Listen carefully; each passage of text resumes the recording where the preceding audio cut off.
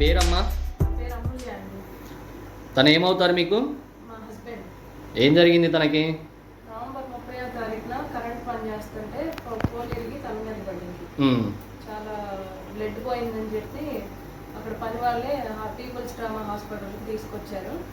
అసలుకి ఛాన్సే లేదు, నమ్మకం చెప్పలేమమ్మా, మా వంతు ప్రయత్నం మేము చేస్తాము, ఇంక తర్వాత మీ ఇష్టం అని చెప్పారు.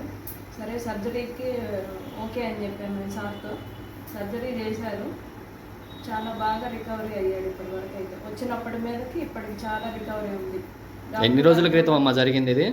దాదాపు ఒక 20 రోజుల క్రితం జరిగింది. 20 రోజుల క్రితం జరిగింది. అప్పుడు ఎలా ఉన్నాడు? అప్పుడు చాలా స్పృహ కానీ ఏమైనా ఉందా? లేదు, ఒక 3 డేస్ దాకా స్పృహ లేదు. సర్జరీ చేసిన తర్వాత కొంచెం కళ్ళు తెరవడం, చూడడం అట్లా స్టార్ట్ చేశాడు. తర్వాత 2-3 రోజులకి మనుషులను గుర్తుపట్టడం అవన్నీ చేశాడు. ఇప్పుడు మిమ్మల్ని గుర్తుపడుతున్నాడా?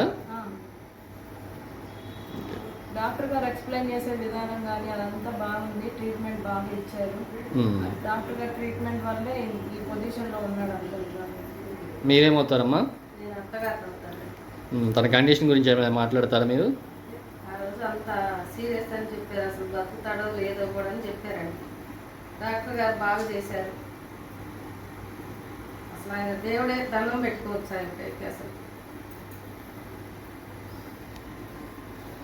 ట్రీట్మెంట్ గురించి మీరు ఎలా ఉందమ్మా మీ ఫీలింగ్స్ అంతా? అయితే చాలా బాగుందండి. ఇక్కడికి వచ్చిన వాళ్ళకి ప్రతి వాళ్ళకి కూడా మేము అదే చెబుతున్నాం, దేవుడి చేతిలో పడ్డారు మీరు, మీకేమి కాదని చెప్తున్నాం వచ్చిన వాళ్ళందరికీ.